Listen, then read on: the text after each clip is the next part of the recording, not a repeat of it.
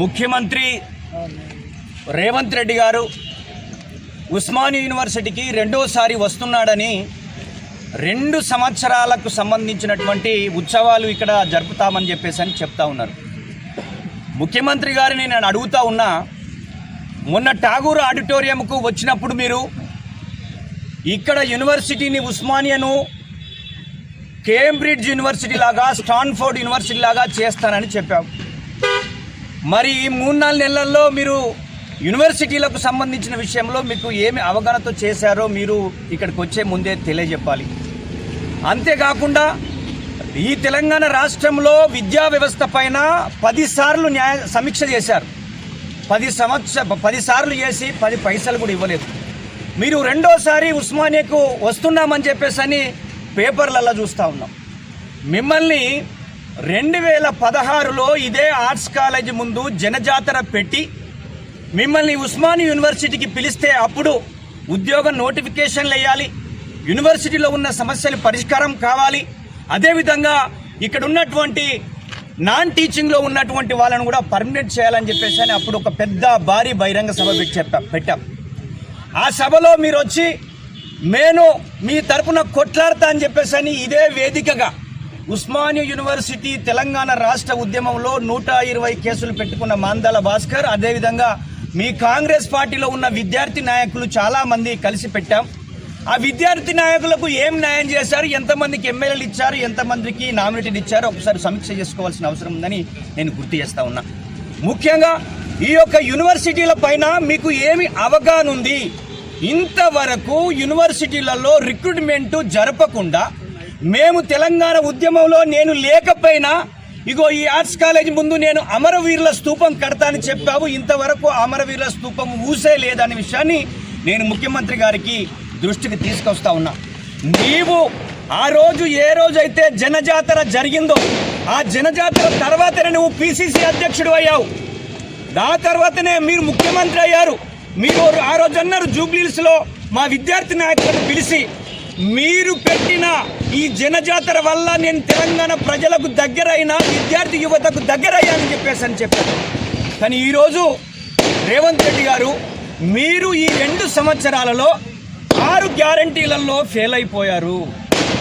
ఆయన గత ప్రభుత్వము ఏం చేసిందంటే ఆ గత ప్రభుత్వం ఏంటంటే నాశనం చేస్తే ఈ ప్రభుత్వం మీరు సర్వనాశనం చేస్తారని మేమైతే భావిస్తూ ఉన్నాం. మీరు ఫ్యూచర్ సిటీ పేరిట నిర్మిస్తున్నటువంటిది అది మీ కుటుంబం యొక్క ఊరు ఇల్లుగా మేమైతే భావిస్తూ ఉన్నాం. 900 కోట్ల యొక్క ప్రభుత్వ ఆస్తులు అవుతావని చెప్పేసి కూడా ఈరోజు పేపర్లలో చూస్తూ ఉన్నాం. ముఖ్యంగా నువ్వు యూనివర్సిటీలలో చదువుకోలేదు, యూనివర్సిటీలో సమస్యలు తెలియదు. మీరు ఎన్ని యూనివర్సిటీలు ఉన్నాయి, ఎన్ని డిగ్రీ కాలేజీలు ఉన్నాయి, ఎన్ని పీజీ కాలేజీలు ఉన్నాయో 6 శాఖలు నీ దగ్గర పెట్టుకున్నావు, ఇంతవరకు వాటి మీద సమీక్ష చేయలేదని చెప్పేసి అని మీకు గుర్తు చేస్తా ఉన్నాను. ఈరోజు ఈ రాష్ట్రంలో బీసీలకు సంబంధించిన రిజర్వేషన్ సమస్య పరిష్కరించలే, ఎస్సీల వర్గీకరణ వల్ల మాల సామాజిక వర్గం రిజర్వేషన్ పోయింది. 6 నెలల్లో మొత్తం విద్యా ఉద్యోగాలలో మాల సామాజిక వర్గం తన యొక్క అస్తిత్వాన్ని కోల్పోయి ఈరోజు రోడ్ల మీద పడ్డటువంటి పరిస్థితి.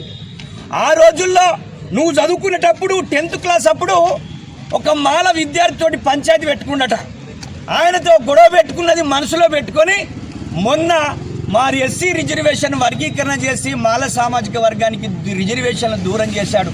అంటే నీ పగ నాగుంబాము కన్నా ఘోరమైన పగగా మేమైతే భావిస్తూ ఉన్నాం. ముఖ్యమంత్రి రేవంత్ రెడ్డి, మేము ఒకటే చెప్పదలుచుకున్నాం, ఈ యూనివర్సిటీ చదువుకున్న విద్యార్థులుగా ఈ యూనివర్సిటీలో 1200 మంది మా యొక్క తెలంగాణ రాష్ట్రం కోసం ప్రాణతర్పణ చేసిన విద్యార్థి నిరుద్యోగులు ఎంతోమంది ఉన్నారు. ఇక్కడ 100 కేసులు పెట్టుకుని జైలు జీవితం గడిపిన మేము మా తెలంగాణలో ఉన్న యూనివర్సిటీలు అభివృద్ధి జరగాలి, మా యొక్క యూనివర్సిటీలలో రిక్రూట్మెంట్ జరగాలి.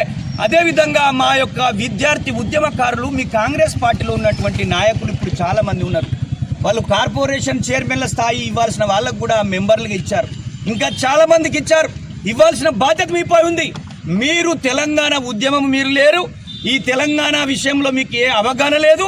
అందుకే 2 సంవత్సరాల్లో అట్టర్లీ ఫెయిల్యూర్ అయిన ముఖ్యమంత్రి ఎవరన్నా ఉన్నారంటే ఆయన రేవంత్ రెడ్డి అని చెప్పేసి అని గుర్తు చేస్తూ, ముఖ్యమంత్రి రేవంత్ రెడ్డి నువ్వు ఉస్మానియాకి వస్తూ ఉన్నావు, మొత్తం తెలంగాణలో ఎన్ని యూనివర్సిటీలు ఉన్నాయి, ఎన్ని డిగ్రీ కాలేజీలు ఉన్నాయి, ఎన్ని పీజీ కాలేజీలు ఉన్నాయో అవన్నీ అభివృద్ధి జరగాలి.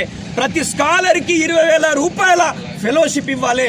అంతేకాకుండా ఈ యూనివర్సిటీ అభివృద్ధి చెందే విధంగా ఆర్టిఫిషియల్ ఇంటెలిజెన్స్ నడుస్తున్న ఈ క్రమంలో నూతన కోర్సులు చేసి తెలంగాణ విద్యార్థి నిరుద్యోగులకు ఉపాధి కల్పించేటువంటి మార్గాలు మీరు చేయకపోతే మీరు భవిష్యత్తులో చాలా పరిణామాలు ఎదుర్కొంటారని మేము స్వాగతిస్తున్నాం. వీటన్నిటిపైన సమాధానం చెప్పాలని చెప్పేసి అని ముఖ్యమంత్రి గుర్తు చేస్తూ దీని మీద ఒక కార్యాచరణతో రావాలని చెప్పేసి అని వారిని కోరుతా ఉన్నాం. 7వ తారీఖు ఉస్మానియా యూనివర్సిటీకి రాబోతున్న సీఎం రేవంత్ రెడ్డి గారిని స్వాగతిస్తూనే మాల స్టూడెంట్ జేఏసీ తరఫున మేము కొన్ని డిమాండ్లను పెట్టదలుచుకున్నాం. ఉస్మానియా యూనివర్సిటీలో ఉన్న ప్రతి విద్యార్థికి మెస్సులు అన్నీ ఫ్రీగా ఇవ్వాలి.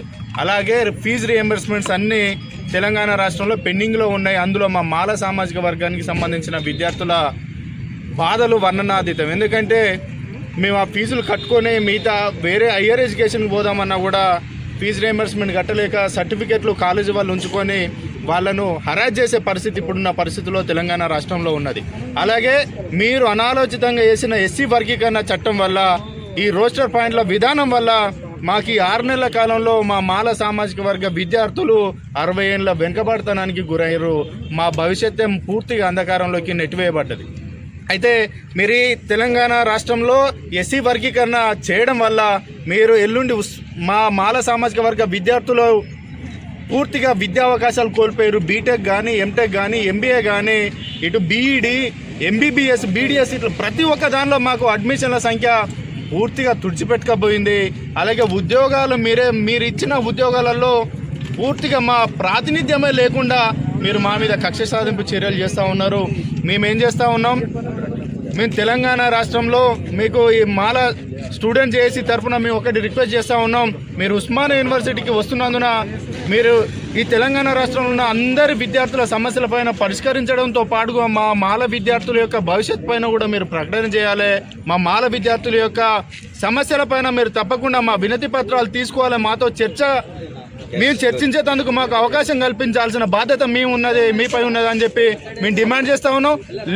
లేని పక్షంలో మా మాల సామాజిక వర్గ విద్యార్థుల యొక్క సమస్యలను మీరు పరిష్కరించని వేళ మాకు సమయం ఇవ్వకపోతే ఖచ్చితంగా మిమ్మల్ని అడ్డుకుంటాం. ఈ మీటింగ్ను ఖచ్చితంగా అడ్డుకునే ప్రయత్నం కాదు, అడ్డుకుంటాం ఖచ్చితంగా. మాకు ఖచ్చితంగా మా సమస్యలపైన మీరు పరిష్కారానికి సుముఖంగా ఉంటారని మేము అనుకుంటా ఉన్నాం. ఎందుకంటే ఒక విద్యార్థులం కాబట్టి విద్యార్థి సమస్యలు పరిష్కారం అయితే మీరు ఉస్మానియా యూనివర్సిటీకి వస్తే, అలాగే మా మాల సామాజిక వర్గ విద్యార్థులు ఈ రియంబర్స్మెంట్లలో, అడ్మిషన్లలో ఈ రోస్టర్ పాయింట్ల వల్ల మొత్తం మా భవిష్యత్తు అంధకారం అయిపోయింది. దీనిపై మీరు మరొకసారి దృష్టి సారించాలని చెప్పి మేము కోరుతా ఉన్నాం.